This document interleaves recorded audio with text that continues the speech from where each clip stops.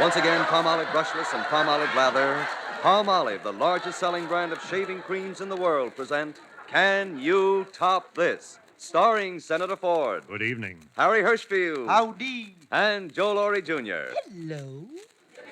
And now, here's Palmolive Shave Cream's Master of Ceremonies, Ward Wilson. Good evening, friends. Welcome to Can You Top This, our unrehearsed corn roast. Our three wits do not know what jokes have been chosen until the people's representative, Peter Donald, tells them on the air. Our three gagsters have no scripts. They rely on memory and ability to switch jokes and make them fit the subject. If Peter Donald tells your submitted story, you get $10 plus a phonograph record personally autographed by our wits of Peter Donald telling your story on the air. Laughs are registered on the big Palmolive shave meter in full view of the studio audience. Each time our wits fail to top your score, you win an additional $5, which means you may win $25. So let's get on with the laughs. Are you ready, fellas? Ready. Yeah. All right, here we are. Our first joke of the evening comes from M. Supplant of Boston, Massachusetts, and it's on the subject, well, I won't make any comment about this. It's on the subject of stupidity. Stupidity. So, Peter, don't be backward in coming forward. Well, this happened on a new radio quiz show called Like It or Lump It, and they got a quiz master up there, and he said, well, sir, he said, here's a smiling, intelligent gentleman stepping up to our microphone. He says, tell me, sir, what is your name? The contestant said, would you mind repeating that question, please? He says, my dear sir, what is your name? Don't you even know your name? He said, well, I'm a little preoccupied tonight. See, my sister just had a baby. He said, oh, well, isn't that fine? A boy or a girl? He says, that's just it. They ain't told me yet, and I don't know whether I'm an aunt or an uncle. The fella says, well, tell me, sir, he says, what do you do? He says, what do I do? Oh, well, I used to be an elevator operator, but I quit.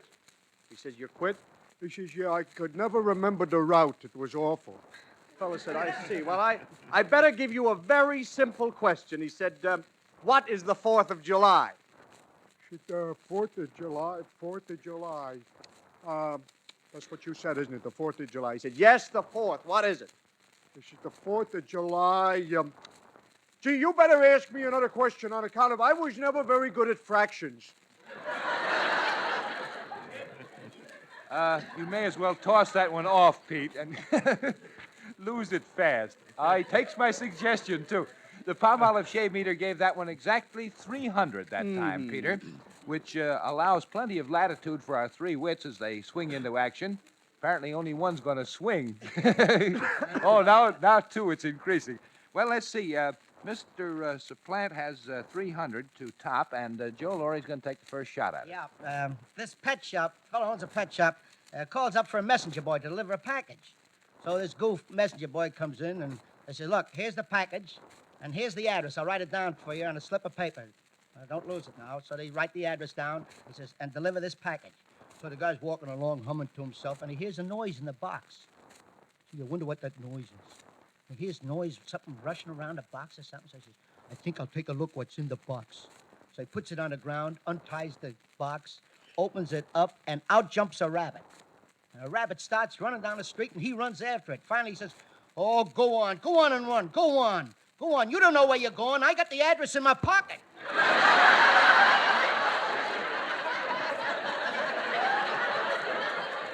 Well, apparently you knew where you were going with that one, Joe. That was 1,000, top of the Palmolive shave meter that time, topping Mr. Supplant's 300 and leaving him still with the $10 he started out with. And, Senator, I think your hand was raised second. Well, of all the stupid gags, I think this is one of them. It's an old minstrel gag, Ward. And maybe you and I could do this together. See, I could say to you, hello, Ward, and then you say, hello, Ed, and I say, Ward, how do you get down off an elephant? And you say, jump down. I say, no. Then you say, use a ladder and get down. I say, no. And you say, climb down. I say, no. You don't get down off an elephant. You get down off a duck. Yeah. Minstrelsy, see? Yeah. Come to think of it, we could do that one, but let's not, huh? Well, no, that's not the joke. I thought maybe we'd try that. Of all the stupid guys I know, Dopey Dildock is the one. Dopey went into the local drugstore and he asked for some soap. Wanted to buy some soap, and the druggist said, do you want it scented or unscented? He said, I want it unscented. I'm going to take it with me.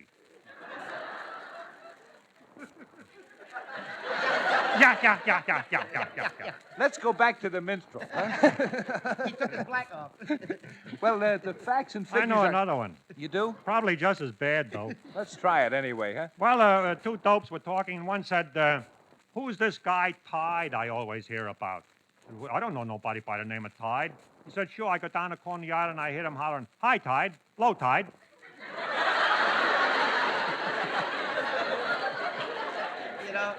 You know, that's like Tommy Gray years ago when Lee Schubert and Marcus Lowe walked down on Broadway, and Tommy passed him and says, hi, Lee, hello. I mean, Yeah. it's not like, Give that one.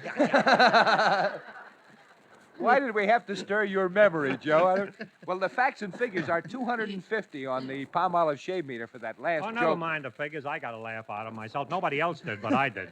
Well, congratulations anyway, Senator. That doesn't top Mr. Suplant's 300, however, so he now has $15, and whether or not he gets 20 or holds the 15 is entirely dependent on Harry Hirschfield. Me? There's a goof comes to work, and he brings his lunch with him, and he opens it up, and he shows a 10-decker sandwich to another employee. Says, look at this sandwich. Says the top, is corned beef. Then I got some cheese, and then he says I got some tongue, and then I got some fish, and then I got some tomato, and from the bottom he says I got tongue again, and then I got some corned beef, then I got some roast beef, and in the middle is that terrible pot cheese. I don't like pot cheese. So the guy says, well, wait a minute, just don't eat that part, the pot cheese. He said, well, it's already made up, I'll eat it. So the next day he comes again with a 10-decker sandwich, and he calls the employee again. Says, see, the same thing. On top I got corned beef, then I got tongue, then I got fish, then I got tomato. In the bottom it starts with egg, and then I'm gonna get fish. And he says, then I got another corned beef. In the middle, that terrible pot cheese again. The next day he comes again with a 10-decker sandwich. He said the same thing again today. The same thing. See the top, corned beef, then tongue.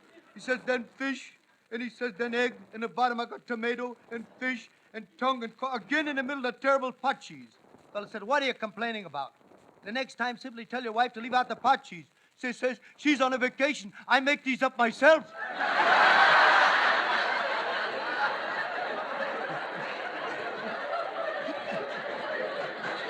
Well,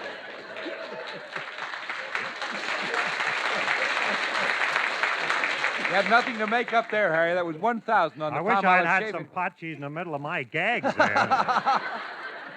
It's a You just good had thing that egg. guy didn't come to work for 7 days. That's the only thing I'm happy about. That was a 30-decker sandwich? A big deal, believe me. Well, since only one of our wits failed to top Mr. Suplant's 300 that time, we send Mr. Supplant $15 with the compliments of Palmolive shave creams, plus a phonograph record, an actual phonograph record of Peter Donald telling his story on the air.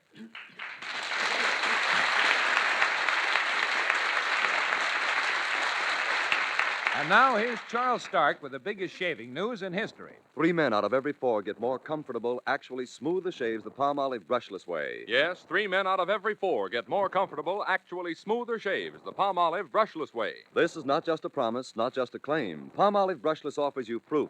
Definite proof that 3 men out of every 4 tested got more comfortable, actually smoother shaves the Palmolive brushless way. 1,297 men tried the new, different Palmolive brushless way to shave, and no matter how they shaved before, 79% found beards easier to cut, 75% got less razor pull, 69% closer shaves, 82% smoother feeling skin. And 3 men out of every 4 got more comfortable, actually smoother shaves the Palmolive brushless way. So get Palmolive brushless and try the new Palmolive brushless way to shave. Here's all you do.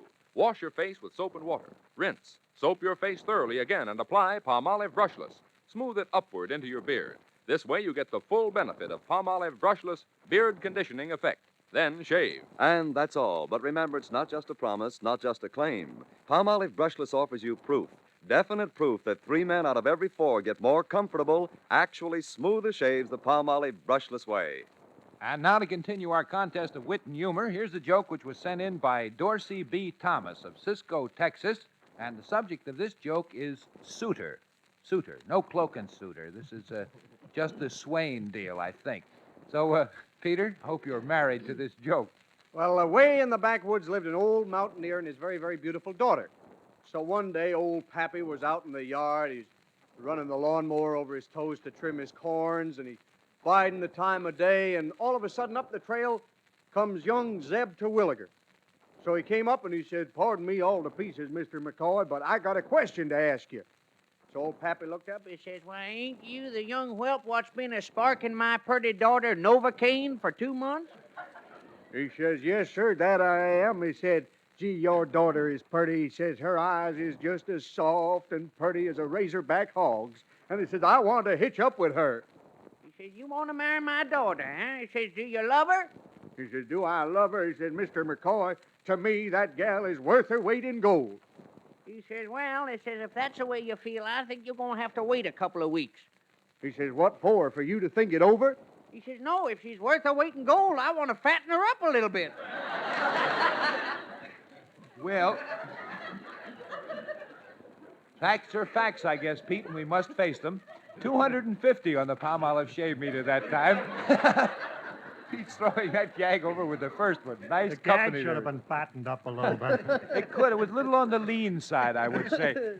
But you fellas should be very happy about the whole thing. Mr. Thomas has $10, and it looks like he's liable to stay right there if you fellas hit any kind of a peak at all. Who's throwing this cord in my face here on this microphone? I'm getting cockeyed. Let's see. We have all three hands up this time. And Well, that's first, something we know something about. suitors? Okay, let's see what Harry knows about it. Well, this is another goof story. A marriage broker arranged for this goof to call on a girl with a prospect of marriage. Now, he says she's a very fine girl, and don't say anything that shows you don't know anything or anything. Keep your subjects general. The first impression must be very good.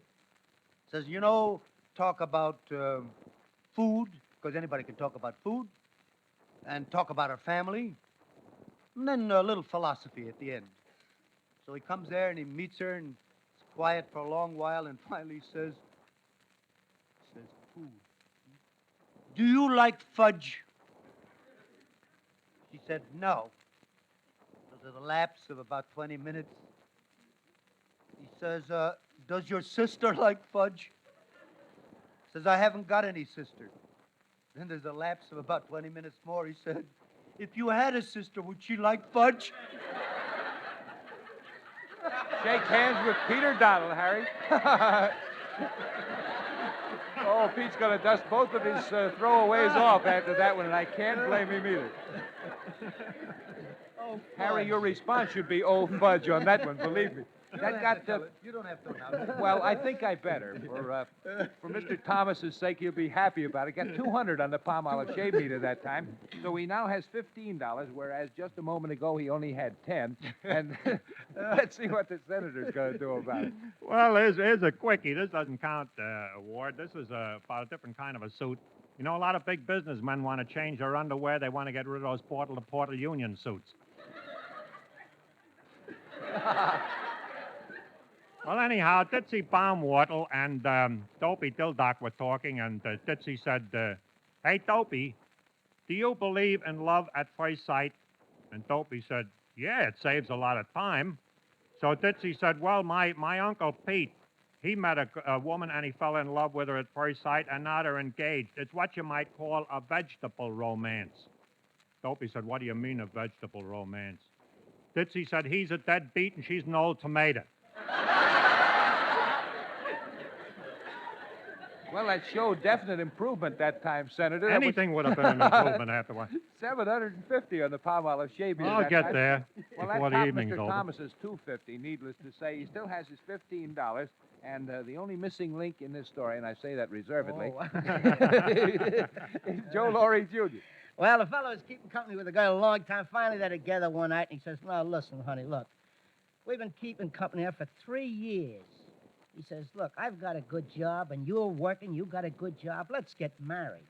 She says, "Oh, we can't get married." He said, "Why not?" He says, "My firm, if they find out that I'm married," she says, they'll just sack me. They'll just discharge me. You know, that's a very definite thing with our firm. They discharge me." He says, "Well, we'll get married, and we'll keep it a secret. We won't tell anybody about it." She says, "Yeah, but supposing we have a baby." He says, "Oh, we'll tell the baby."